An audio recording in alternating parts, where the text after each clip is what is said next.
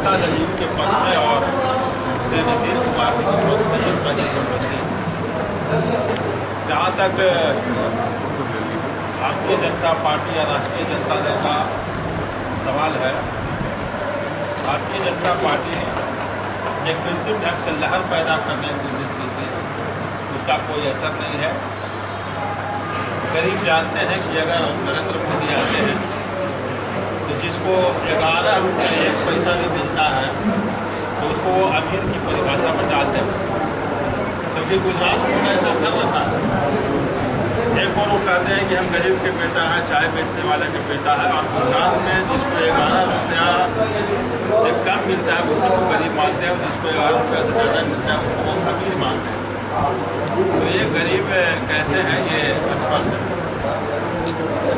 उनकी कोई लहर नहीं है।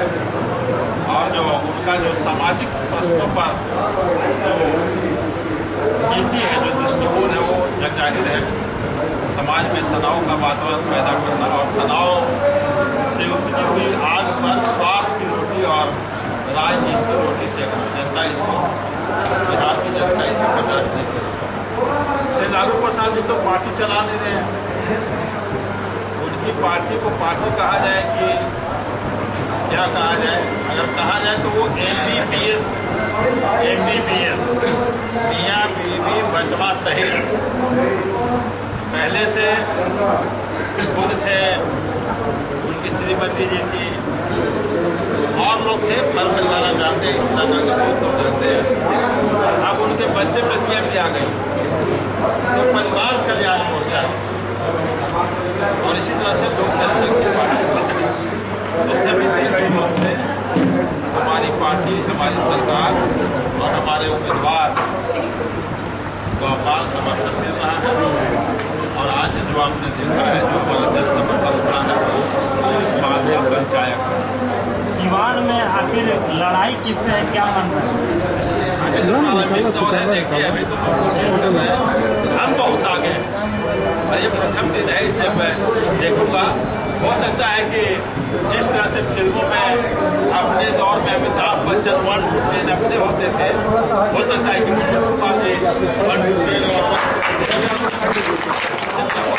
और अभी मैं आगे हूँ, हमारे उम्मीदवार काफी आगे और बस कैंडिडेट और पार्टी और सरकार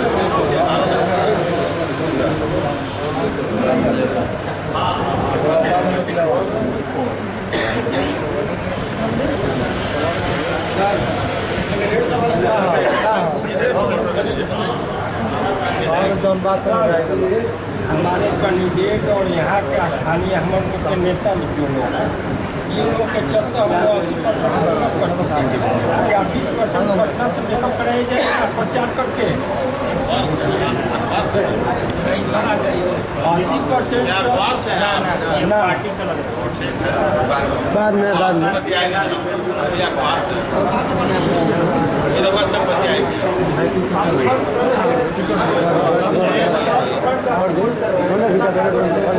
देखिए, सुनिए मनोज सिंह जिंदाबाद। सुनिए,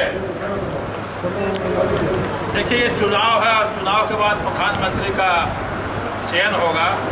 प्रधानमंत्री कौन बनेगा यह अभी तय नहीं, लेकिन एक बात तय है कि नमो नहीं बनेंगे और कांग्रेस के लोग नहीं बनेंगे। और ऐसा इसलिए मैं कहता हूं कि जब देश में थर्ड फ्रंट का गठन हो जाता है, जब हुआ है चुनाव पूर्व, तो उसके पश्चात थर्ड फ्रंट की सरकार बनती है। तो चुनाव के बाद थर्ड फ्रंट की सरकार बनेगी, ये सुनिश्चित है। ये कौन सा गणित आप बता रहे हैं? ये गणित से मैं बता रहा हूँ कि जिस तरह से जो प्रतिद्वंदी पार्टियां हैं, पूर्व में देखा गया है कि जब तीसरा मोर्चा आता है तो इन्हीं को समर्थन देना पड़ता है, क्योंकि एक दूसरे को उनको रोकना है और हम एक विकल्प लेकर जा रहे हैं। और ऐसे भी दिल्ली ने, जो देश की राजधानी, उसने दिखा दिया है कि जहाँ कांग्रेस और बीजेपी का विकल्प के रूप में केजरीवाल आए तो जनता ने उनको स्वीकारा, तीसरे विकल्प को देखना चाह रही है।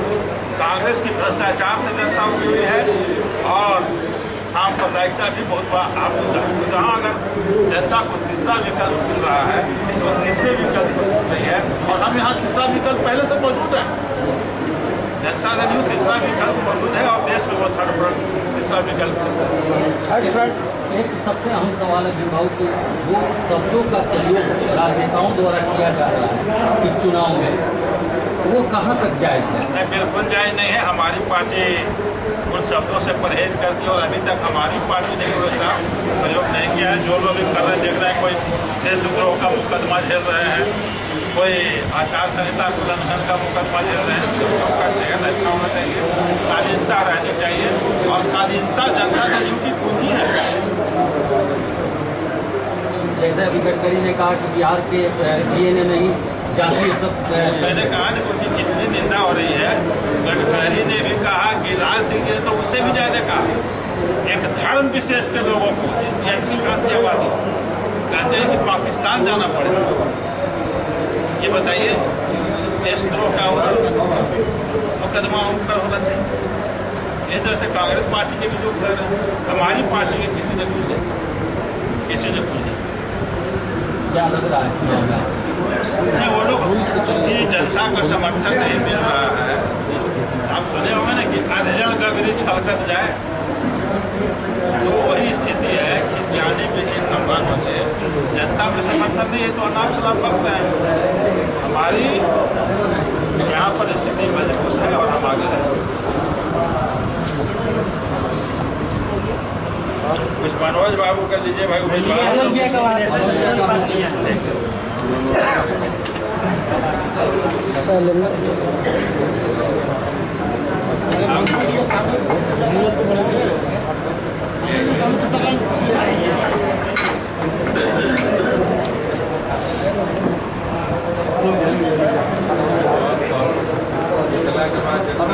बाकी मनोज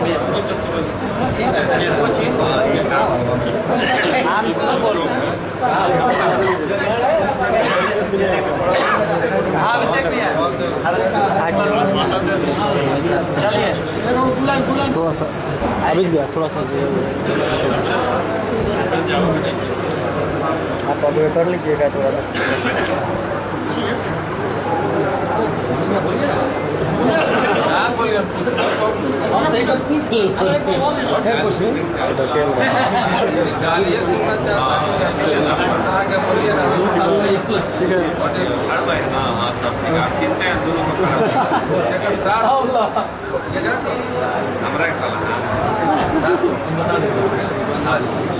आज तो चलिए पूछ ली आपको बोलेंगे, हमारे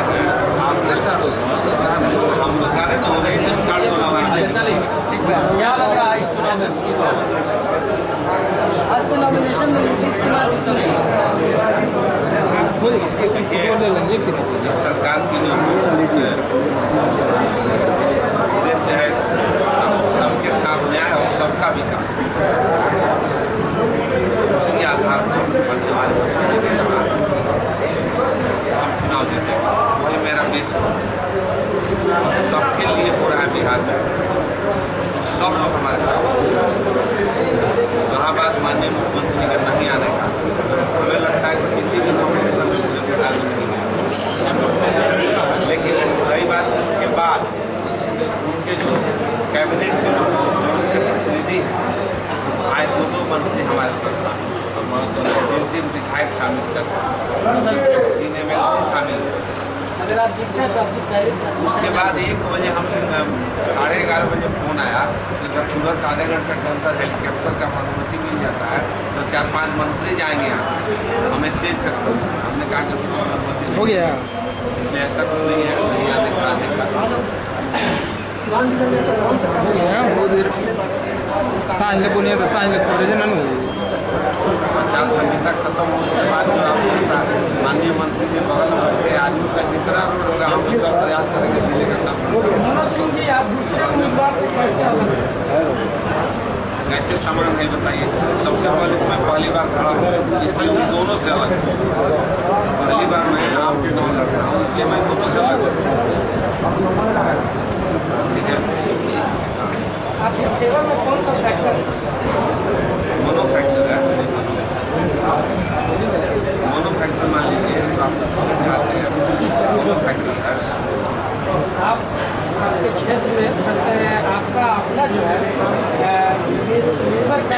का जीतने के बाद आप कौन सा काम करेंगे? पहले तो सिवान में दूसरे प्रकार का बीज बोकर खटिया जीते, उस दूरी को हम कम करें।